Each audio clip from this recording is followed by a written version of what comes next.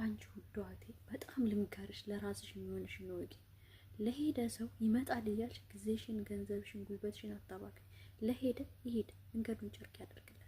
ለአንቺ የተጻፈልሽ ወይም የተከተበልሽ ወይም አላህ የረዘቀሽ የሚረዝቅሽ ጌታ እሱ አለ። ሄዷል፣ ጥርግ ይበል።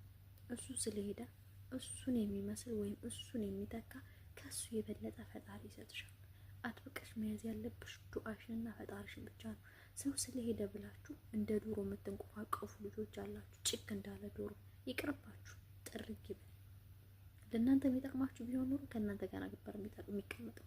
ለእናንተ ስለማይጠቅማችሁና ስለማይሆናችሁ ነው ፈጣሪ ከእናንተ አይን ያራቀው። ስለዚህ ፈጣሪሽን ማመስገን እንጂ በወጣሽ በገባሽ ቁጥር ፈጣሪሽን ማማረር አይገባሽም። ከፈጣሪሽ ጋር ተጣልተሽ፣ ከራስሽ ጋር ተጣልተሽ፣ ከሰው ጋር ተጣልተሽ፣ ከማን ጋር ተጣልተሽ ትዘልቀዋለሽ እንዴ? ራስሽን እስኪ ሁኚ፣ ልብ በይ እስኪ ወደ ራስሽ። ራስሽን እስኪ አንብቢ። እኔ ምንድነው የሚያስፈልገኝ፣ ምንድነው መሆን ያለብኝ ብለሽ ሰቢ።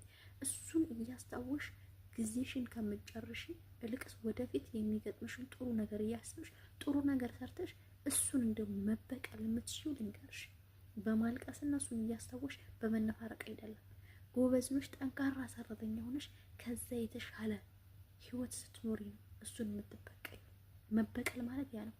ጠንካራ ጀግና ሴት የምትበቀለው እሱ ያደረገባትን በደል እያስታወሰ ማልቀስ ሳይሆን ከሱ የተሻለ ህይወት ኑራ ማሳየት ነው። ስለዚህ ጀግና ሁኑ። ይመቻችሁ። ላይክ እንዳትረሱ።